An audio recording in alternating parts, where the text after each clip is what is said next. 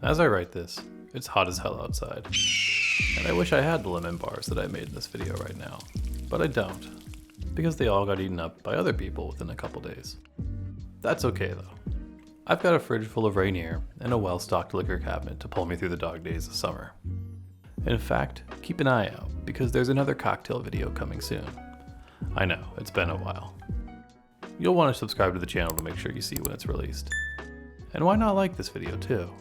But that's neither here nor there, because today, for you, it is all about these lemon bars. You still have a chance. You can still make these without losing respect for yourself. Though maybe I could make lime bars, and it wouldn't be as shameless to have made this sweet-ass dessert twice within a week. Anyway, this is all to say that if it's hot where you're at right now, these lemon bars and a beer or two should help you make it through before the fall returns. Let's make them.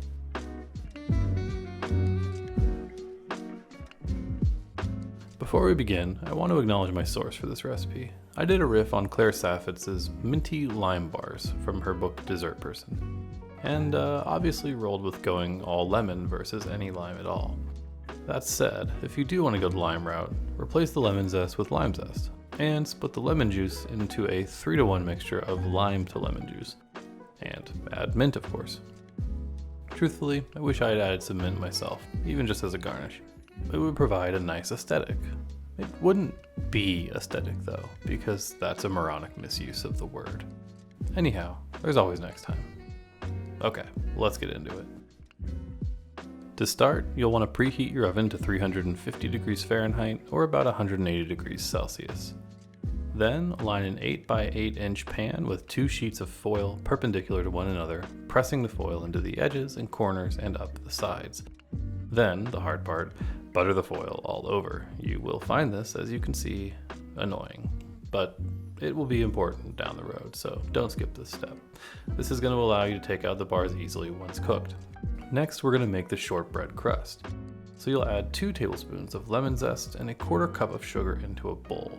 Combine together by hand, rubbing the zest and sugar together until fragrant. It'll look like wet sand. This is honestly one of my favorite parts. Weirdly, yes, just for the texture these take on when expressed together, but mainly for the sweet, citrusy smell the pressed sugar and lemon zest give off.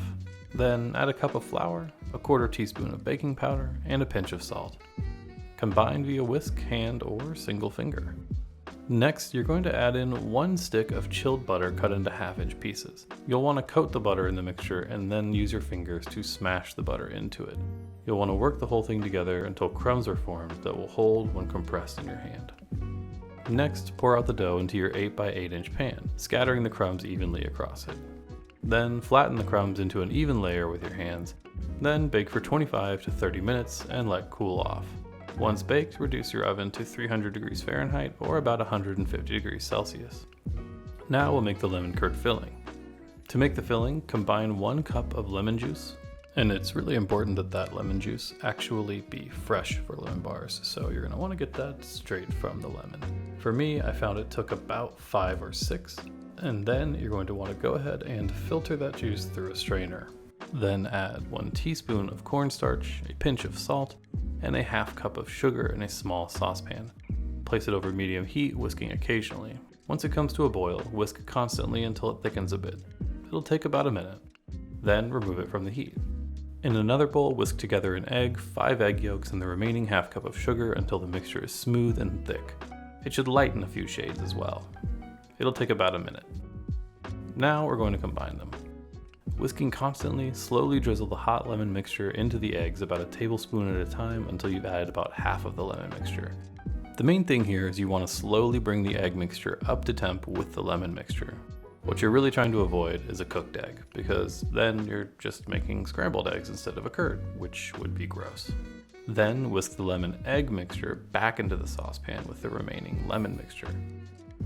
Over medium-low heat, whisk the final mixture, we're saying mixture a lot, constantly until it registers 170 degrees Fahrenheit or about 75 degrees Celsius. It should turn opaque and thicken enough to coat the back of a spoon, taking about 3 to 5 minutes. Trust your thermometer more than your eyes here. Remove from the heat and then add in 6 tablespoons of butter a piece at a time. Again, the butter should be chilled and cut into about 1/2-inch cubes. As you add the butter, you want to be whisking and wait for each piece to melt before you add the next piece. Finally, pour the lemon curd onto the crust and shake the pan gently to settle the mixture and remove any potential bubbles. Place in your oven and bake for 30 to 40 minutes until the sides have puffed and the center is set but slightly wobbly. It'll probably look a little more wobbly than you think. Remove from the oven and let cool completely on the counter, then place in the fridge until cold, at least an hour. Myself, I went overnight though because it was about 11 p.m. in the evening when I finally got to this step. Once cold and set, remove from the pan and also make sure to remove that foil because you probably don't want to eat that. Now this is the moment of truth. If you didn't get the curd right, you are about to have a bad time, which I know from personal experience. If it's unclear, you do not want the curd to spread out when you lower the foil, and if it does, there's really no fix at this point. That said, it's still likely edible, you just probably don't want to serve it to a guest. So, dust with powdered sugar, cut into a 4x4 grid, not a 4x3 grid like I did here, and serve. Garnish with more powdered sugar and mint and lemon zest if desired. If you've never had a lemon bar before, these might take a second to get used to. The first bite is intense, tart, and incredibly citrusy. Maybe dust it with a little extra powdered sugar if you're worried about the tang. For me though, these are fantastic. Once the heat of the day is baking away outside, that's perfect timing. Look at that clean bite. Why do people insist on showing you them eating the food? Drinks, I get, that's pretty unobtrusive, inoffensive. Eating though? I think that can go a little overboard, so I'll venture to spare you all that as much as I can. Unless you want to pay for it or something. I'm not going to judge your fetish if you pay me. In fact, I just might enable it. Anyway, there you have it, a really fucking delicious lemon bar, fierce enough for even the hottest day. Give it a try, let me know what you think, and keep an eye out for that forthcoming cocktail video later this week. Oh, and like and subscribe and all that, of course.